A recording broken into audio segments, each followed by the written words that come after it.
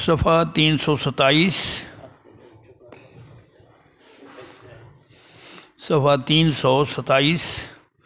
سورۃ الفرقان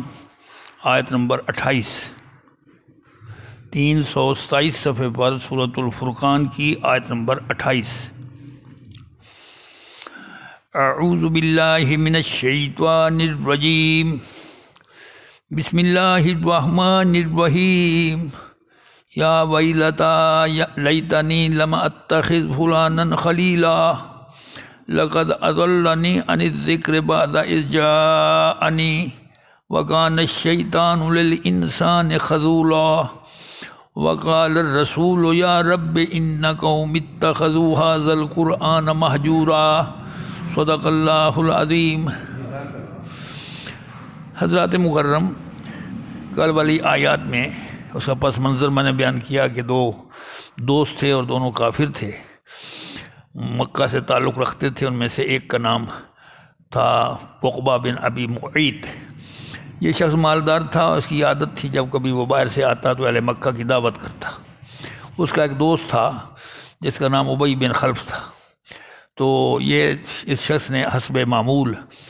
حسب عادت، اس نے اہل مکہ کی دعوت کی، نبی اکرم صلی اللہ علیہ وآلہ وسلم کو بھی مدعو کیا دعوت پر، لیکن آپ نے ایک شرط ٹھہرا دی کہ دیکھو میں اس وقت تک تمہارا کھانا نہیں کھاؤں گا جب تک کہ تو مسلمان نہیں ہو جاتا۔ اگر تو اللہ کی توحید پر ایمان لے آئے اور میری رسالت پر مجھے سچا رسول سمجھے تو میں تیرے کھانے میں شریک ہو جاؤں گا۔ چنانچہ اس نے کلمہ پڑھ لیا، لا دین ہو گیا۔ اس کے بعد چلا گیا، پوچھا تم بے دین ہو گئے ہو، تم نے کلمہ پڑھ لیا؟ اس نے کہا میں نے ان کے لیے وہ رہ گئے تھے تو میں نہیں سمجھتا تھا کہ وہ میرے گھر میں آئیں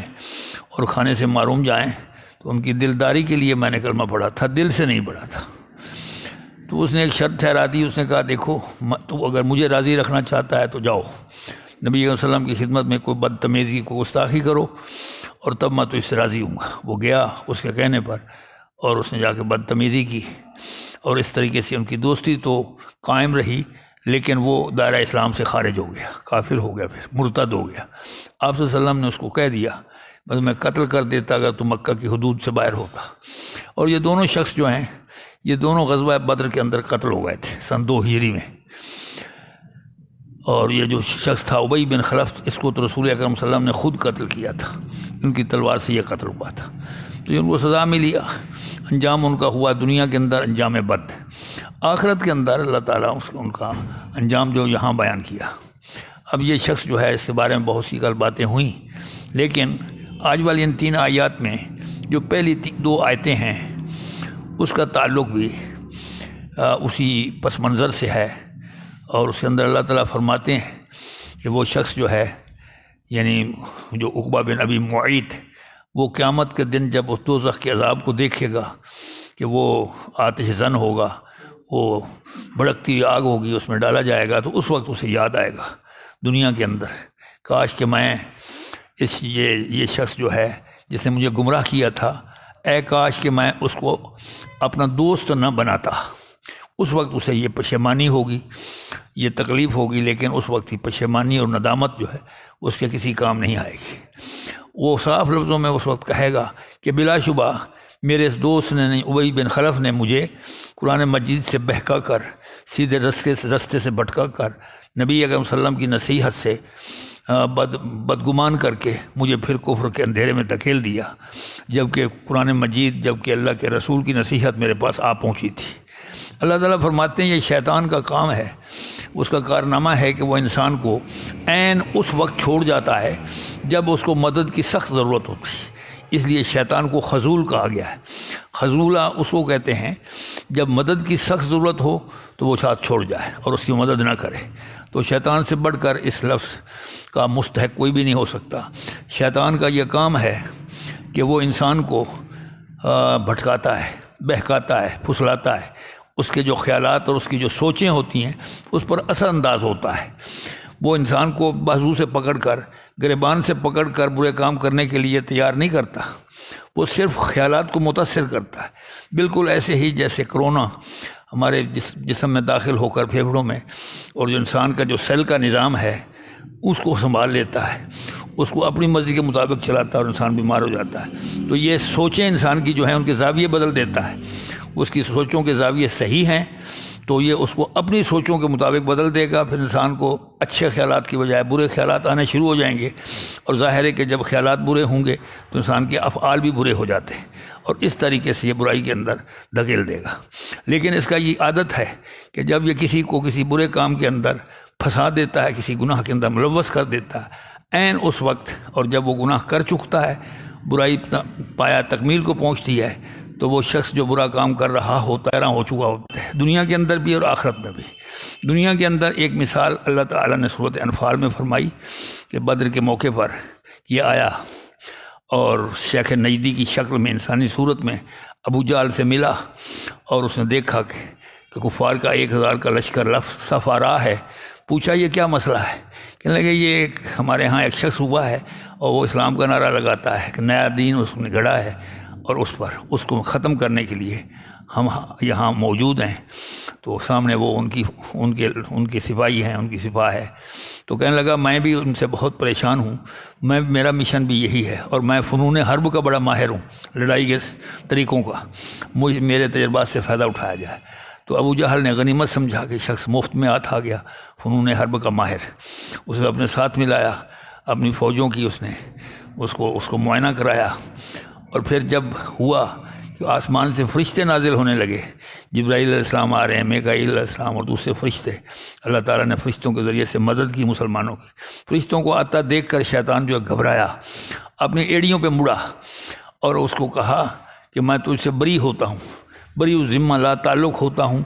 اور میں وہ چیز دیکھ رہا ہوں جو تم نہیں دیکھتے، یعنی فرشتے تمہیں نظر نہیں آ رہے، مجھے تو آ رہے ہیں، تو میں اللہ سے ڈرتا ہوں، انی اخاف اللہ۔ تو یہ کہہ کے ابو جہل نے بہت کوشش کی، اس کو ہاتھ کو پکڑا، روکنے کی کوشش کی، لیکن اس نے اس کے سینے پر دھپا مارا، ابو جہل جو ہے وہ گرا اور وہ بھاگ گیا۔ تو دنیا کے اندر جب مدد کی ضرورت تھی تو بھاگا۔ یہ کفار اس کو دوست سمجھتے تھے، ابلیس کو، شیطان کو، اور یہی وجہ ہے کہ وہ ساری ہمدردیاں اس کی کفار کے ساتھ ہوتی تھیں، اور کفار اس کی بہت قدر کرتے تھے۔ حتیٰ کہ نبی اکرم صلی اللہ علیہ وسلم کی ہجرت سے پہلے جو دار الندوہ میں ایک میٹنگ ہوئی تو وہاں بھی یہ آیا اور انہیں مختلف پٹیاں پڑھانے لگا۔ کسی نے کہا رسول اکرم صلی اللہ علیہ وسلم کو کسی مکان میں بند کر دو اور کھانا پہنچاتے رہو، دروازے کھڑکیاں مکفل ہوں، باہر نہ نکلے، گھل گھل کے مر جائے گا۔ کسی نے کہا اسے ملک بدر کر دو، کسی نے کہا اس کو قتل کر دو، کہ ہر قبیلے کا ایک شخص ہونا چاہیے، اور وہ صبح سویرے وہ ایک قبیلے کا ایک شخص وہ گھراؤ کریں، محاصرہ کریں، جب آپ صبح کی نماز پڑھنے کے لیے نکلیں تو پل پڑیں اس پر اور ہلاک کر دیں۔ اس طریقے سے بنو ہاشم کس سے بدلہ لے گا؟ زیادہ زیادہ یہ ہے کہ ہم خون بہا دے دیں گے، 100 اونٹ دے دیں گے، معاملہ ختم ہو جائے گا۔ اور یہ تجویز ابو جہل نے پیش کی تھی، قتل کی۔ تو شیطان نے ابو جہل کو تھپکی دی تھی کہ یہ تجویز ساری تجاویز سے بہتر ہے، جس کا ذکر قرآن مجید کے اندر آتا ہے، سورۃ انفال میں ہی ہے کہ یہ تمہارے ساتھ ہو۔ تو اس لیے اس کو بڑی ہمدردی تھی۔ یہ دنیا کی باتیں ہوئیں، لیکن قیامت کے دن بھی یہ اسی طریقے، دنیا کے اندر یہ سب کا دوست ہے، جو غلط رستے پہ چلتے ہیں سب کا دوست ہے۔ مسلمانوں کو بار بار شیطان کے دھوکے سے، شیطان کی دوستی سے روکا گیا ہے۔ شیطان کا تتبع کرنا، اس کے قدموں کے نشان پر چلنا، اس کی پیروی کرنا، اس سے روکا گیا ہے۔ یا ایھا الذین آمنوا استعینوا بالصبر والصلاۃ، یا ایھا الذین آمنوا ادخلوا فی السلم کافہ، اے ایمان والو، اسلام کے اندر پورے کے پورے داخل ہو جاؤ۔ ندخلوا فی السلم کافہ، پورے کے پورے داخل ہو جاؤ۔ اور ولا تتبعوا خطوات الشیطان، اور دیکھو شیطان کہ تم نقوش قدم پہ مت چلنا، انہ لکم عدو مبین، وہ تمہارا کھلا دشمن ہے۔ جگہ جگہ یہ آیا ہے۔ الم احد الیکم یا بنی آدم اللہ تعبدوا الشیطان، اے اولاد آدم تم سے میں نے یہ پختہ عہد نہیں لیا تھا کہ اللہ تعبدوا الشیطان، کہ شیطان کی عبادت مت کرنا، انہ لکم عدو مبین، وہ تمہارا کھلا دشمن ہے۔ تو جگہ جگہ ہمیں اس بارے میں بتایا گیا، اور شیطان کا جو طریقہ ہے واردات وہ میں نے بتا دیا۔ یہ خیالات پر قبضہ جماتا ہے، اور جب خیالات اس کے ماتات ہو جاتے ہیں تو پھر ہم سوچتے ویسے ہی ہیں جیسے شیطان سوچتا ہے، شیطانوں کی طرح۔ اور پھر ظاہر ہے کہ جب ہماری سوچ بری ہوگی تو ہمارے عمل بھی برے ہوں گے۔ انگریزی میں کہتے ہیں کہ ڈوئنگ تھنکنگ پریسیڈز اور ڈوئنگ سکسیڈز، کہ کہ ہماری سوچ آگے آگے چلتی ہے اور ہمارے عمل پیچھے پیچھے چلتے ہیں۔ جب سوچ بری ہوگی تو ہماری ڈوئنگ یعنی عمل جو ہے وہ بھی برے ہوں گے، جب سوچ اچھی ہوگی نیک ہوگی تو ہمارے عمل بھی اچھے ہوں گے۔ یہ شیطان کا کام، اس لیے شیطان جو ہے اس کا ذکر آیا کہ وہ انسان کو عین موقع پر جب اس کو مدد کی سخت ضرورت ہوتی چھوڑ جاتا ہے۔ قیامت کے دن بھی ایسا ہی کرے گا۔ سارے لوگ کافر جو جہنم میں جانے والے ہوں گے، دنیا کے اندر وہ شیطان کے نقوش قدم پہ چلتے رہے، اس کو اپنا پیر و مرشد سمجھتے رہے، اور قیامت کے دن جب سب جہنم میں جائیں گے وہاں پھر ڈھونڈیں گے شیطان کو، مل جائے گا انہیں، اور وہ ان سے مدد کی توقع رکھیں گے کہ دنیا میں ہم تیرے کہے میں چلے تھے، اب کچھ کرو، جہنم میں جانے والے ہیں۔ تو وہاں شیطان آتا ہے تفاسیر میں کہ وہ دوزخ کی آگ کے ممبر پر بیٹھے گا اونچا ہو کر، اور وہاں ایک تقریر جھاڑ دے گا اور کہے گا کہ ان اللہ وعدکم وعد الحق، بے شک اللہ نے تم سے ایک وعدہ کیا تھا، قرآن مجید میں سورۃ ابراہیم کے اندر، بے شک اللہ تعالیٰ نے تم سے ایک وعدہ کیا تھا، وعد الحق، سچا وعدہ، ووعدتکم فاخلفتکم، میں نے بھی تم سے ایک وعدہ کیا تھا دنیا کے اندر اور میں مکرتا ہوں، اپنے وعدے خلاف ورزی کرتا ہوں۔ وما کان لی علیکم من سلطان، دنیا کے اندر میرا تم پر کوئی قابو اور بس تو نہیں تھا نا، میں نے کوئی بازو سے پکڑ کر گردن سے دبوچ کر تمہیں پورے کاموں پہ لگایا تھا۔ وما کان لی علیکم من سلطان، کوئی بس نہیں چلتا تھا، کوئی میرے غلبہ نہیں تھا، الا ان دعوتکم، میں نے صرف تمہیں دعوت دی تھی کہ یہ کرو، فاستجبتم لی، تم نے میری بات مان لی، تو آخر پیغمبروں کی بات بھی تم تھی، وہ مانتے، میری کیوں مان لی؟ فلا تلومونی، لہذا اے لوگو اب تم مجھے ملامت مت کرو، ولوموا انفسکم، اپنے آپ کو ملامت کرو۔ تو وہ مزید کہے گا ما انا بمصرخکم، اب میں تمہارے کسی کام نہیں آ سکتا، تمہاری فریاد رسی نہیں کر سکتا، وما انتم بمصرخی، اور نہ تم میری فریاد رسی کر سکتے ہو، نہ تم مجھے بچا سکتے ہو دوزخ کی آگ سے، نہ میں تمہیں بچا سکتا ہوں، مل کے چلیں گے، جو ڈوبے گی ناؤ تو ڈوبیں گے سارے، سب کے سب ایک ہی کشتی میں سوار تھی۔ یہ آخرت کے اندر عین اس وقت جب لوگوں کو توقعات ہوں گی شیطان سے کہ دنیا میں ہم نے ان کی مانی، اب آخرت میں ہمارا کچھ کرے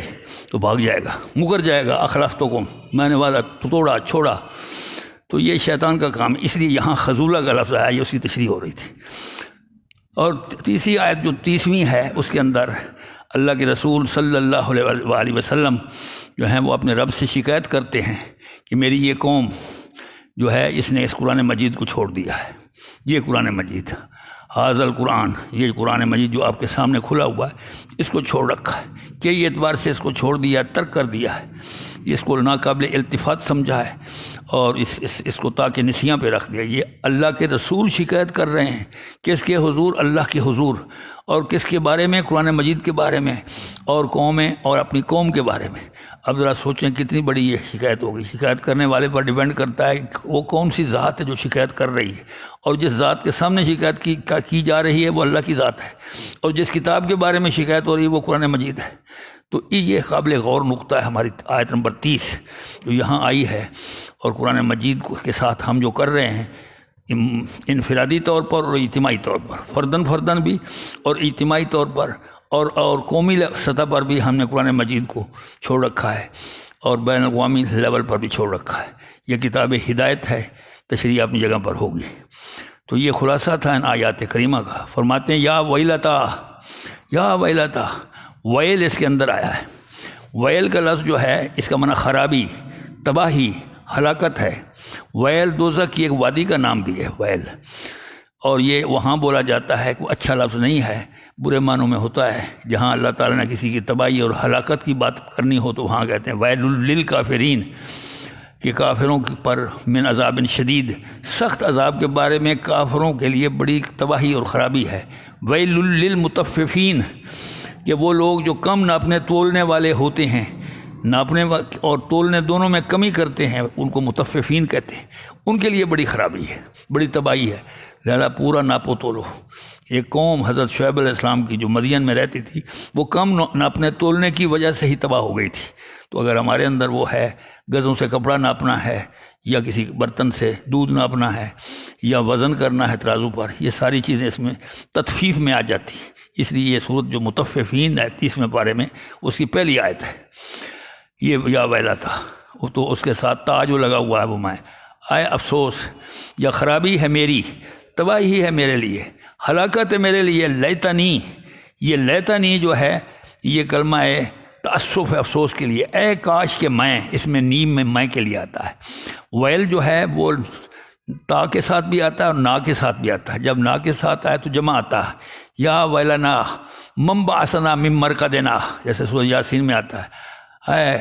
اے میری ہماری خرابی، من بعثنا من مرقدنا، ہمیں ہماری خواب گاہوں سے، آرام گاہوں سے کس نے اٹھا دیا۔